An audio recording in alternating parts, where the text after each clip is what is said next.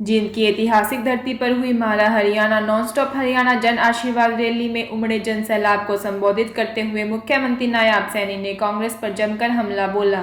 CM ने कहा कि भूपेंद्र हुड्डा उनसे सवाल पूछ रहे हैं, जबकि मेरे सवालों का जवाब हुड्डा साहब नहीं दे रहे हैं। सीएम ने कहा कि उन्होंने भूपेंद्र हुड्डा से 15 सवाल पूछे जिनका जवाब नहीं आया। इसके बाद उन्होंने 5 सवाल पूछे, उनका भी जवाब नहीं आया। उन्होंने 12 मार्च को सीएम पद की शपथ ली थी। इसके बाद 16 मार्च को आचार संहिता लग गई, 6 जून को आचार संहिता हटी, अब 16 अगस्त को आचार संहिता लग गई। इसके बीच में उनके पास 56 दिन बचे और इन 56 दिनों में भाजपा सरकार ने 128 ऐतिहासिक फैसले लिए हैं। बिना किसी भेदभाव के समान रूप से विकास के कार्य हुए हैं।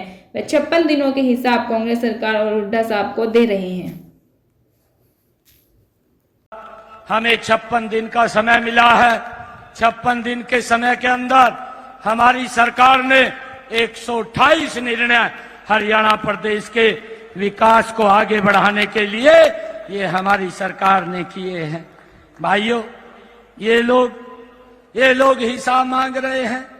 मैंने तो इनको कहा, मैंने कोई ज्यादा बात नहीं इनसे पूछी थी। मैंने कांग्रेस के लोगों से ये बात पूछी थी कि आप 10 वर्ष तक इस प्रदेश के मुखिया रहे हैं, आप मुझे ये बताने का काम करें। मैंने उनको एक क्वेश्चन पूछा था, आपकी सरकार में पर्ची और खर्ची से नौकरी लगती थी, गरीब के बच्चे को नहीं लगती थी, कुछ ही सिलेक्टेड लोगों को लग जाती थी। उसके बारे में हरियाणा प्रदेश के लोगों को बताने का काम करें। मैंने एक क्वेश्चन ये भी पूछा था कि आप ये भी बताने का काम करें कि आपने हरियाणा प्रदेश के बड़े बड़े किसानों की जमीन के ऊपर दफा 4 और 6 लगा करके भाइयों उसको दामाद को देने का काम क्यों किया था, उसको खुश करने का काम क्यों किया था, ये भी बताने का काम करें। भाइयों, मैंने ये भी पूछा था, आप 10 वर्ष तक प्रदेश में मुखिया रहे हैं, आपकी सरकार में कितने किसानों की फसल एमएसपी पर खरीदी गई थी, वो भी बताने का काम करें। मैंने ये भी पूछा था कि आपकी सरकार में किसान की अगर फसल का खराबा होता है, वो 2-2 रुपए 3-3 रुपए का चेक आप भेजते थे, उसके बारे में भी बताने का काम करें। मैंने ये भी पूछा था कि आपकी सरकार में किसानों के ऊपर गोलियां चली थी, वो क्यों चली थी, क्यों चलवाई गई थी, वो भी बताने का काम करे।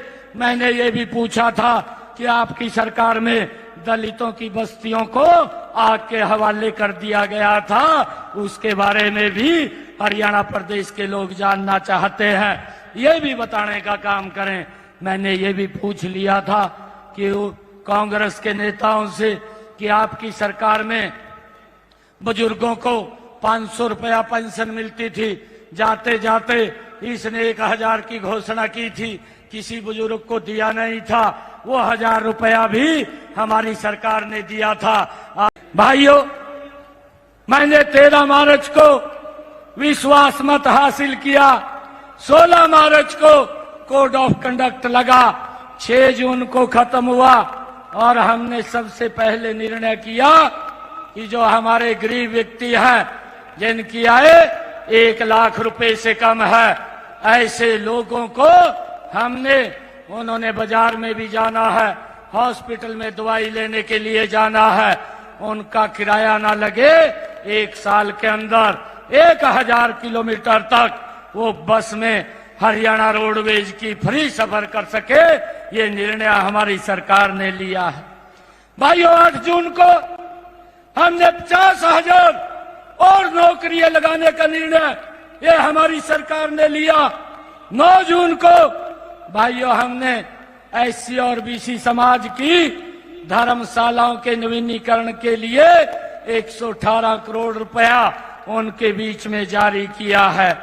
और भाइयों, 10 जून को हमने हरियाणा प्रदेश के जो हुड्डा साहब लॉलीपॉप दे करके चले गए, प्लाट के नाम के ऊपर वोट ले लिए, ना कागज दिया ना कब्जा दिया, हमने 10 जून को ऐसे सब लोगों को बुला करके कागज और कब्जा 100 गज के प्लाट का देने का काम ये हमारी सरकार ने किया है।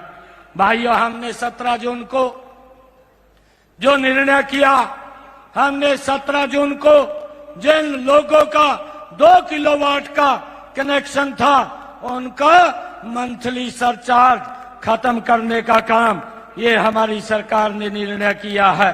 सीएम ने कहा कि आज जींद की धरती पर रैली में लोगों की भीड़ देखकर 1987 की वो रैली याद आ गई जब जींद में पूर्व उप प्रधानमंत्री देवीलाल व मंगल सेन ने रैली की थी, तो उसके बाद ऐसी आंधी चली कि 85 सीटें मिली थी। इस बार भी वही सेनोरिया नजर आ रहा है। मुझे ये याद आ रहा है, मुझे वो ध्यान आ रहा है कि जब 8 तारीख को रिजल्ट आएगा, ये जींद की वो पवित्र भूमि है, ये जयंती माता की पवित्र भूमि है, इसको मैं प्रणाम करता हूं। और मुझे आज गर्व है, मुझे वो समय याद आ रहा है, इसी भूमि के ऊपर 1987 में डॉक्टर मंगल सेन और चौधरी देवीलाल की जब सभा हुई थी, तो भाइयों हरियाणा प्रदेश के अंदर एक तरफा सीटें वो मिली थी, सरकार बनी थी।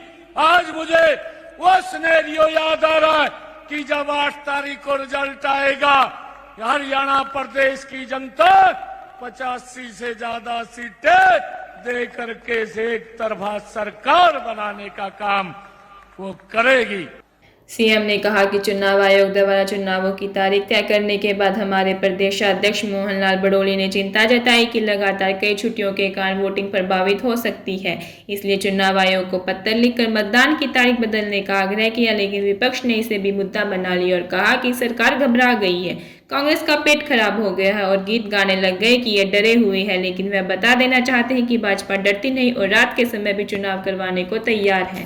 कि आपकी जो घोषणा 5 तारीख को, ये 1 तारीख को चुनाव की घोषणा है, इसमें लगातार छुट्टियां हैं, क्योंकि 29 तारीख को शनिवार की छुट्टी है, आगे रविवार है छुट्टी है, 1 तारीख को वोटिंग है छुट्टी है, 2 तारीख को गांधी जयंती है छुट्टी है, कि कहीं वोट के ऊपर फर्क ना पड़े, लोग अपना कार्यक्रम बना लेते हैं बाहर घूमने का।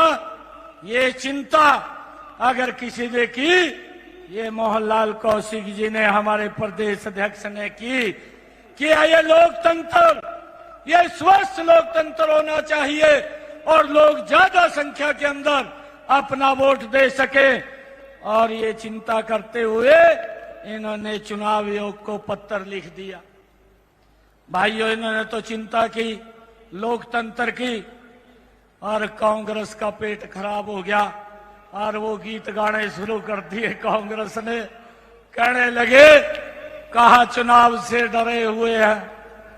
अरे हुड्डा साहब, ये भारतीय जनता पार्टी है, कांग्रेस के नेताओं को कहना चाहता हूं, ये भारतीय जनता पार्टी अरे डरती नहीं है।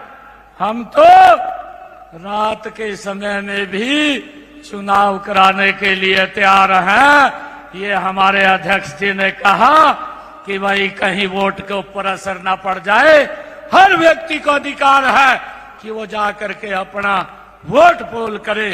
सीएम नायाब सैनी ने पूर्व सीएम भूपेंद्र हुड्डा पर तंज कसते हुए शायराना अंदाज में कहा कि दिल में कशक है और चेहरे पर नकाब लिए फिरते हैं, जिनके खुद के भई खाते खराब है वो हमारा हिसाब लिए फिरते हैं। मुझे बड़ा आश्चर्य है, मैं ये बात आज आप लोगों के बीच में कहना चाहता हूं कि ये भूपेंद्र सिंह हुड्डा जो हिसाब मांगता हुआ फिर रहा है, एक कहावत मुझे याद आ रही है, और वो कहावत है कि दिल में कसक है, चेहरे पर नकाब लिए फिरते हैं। दिल में कसक है, चेहरे पर नकाब लिए फिरते हैं, जिनके खुद के खाते खराब हैं, हमारा हिसाब लिए फिरते हैं। भाइयों, अब जवाब 5 तारीख को हरियाणा प्रदेश की जनता वो कांग्रेस को देने वाली है, और कांग्रेस को जब 5 तारीख को जवाब मिलेगा, 8 तारीख को भाइयों जब भारतीय जनता पार्टी की सरकार बनेगी, ये हिसाब मांग रहा है। ये तो अभी ट्रेलर बताया है कि ये ट्रेलर है, पिक्चर तो 8 तारीख के बाद कांग्रेस के लोगों को भारतीय जनता पार्टी दिखाने का काम करेगी। अनिल शर्मा जी ने अकाली सरकार ने अपने का बहुत ही सीनियर नेता भाई सुरेंद्र पुनिया जी से भंडार वहां स्टेडियम में या कुर्सियों पर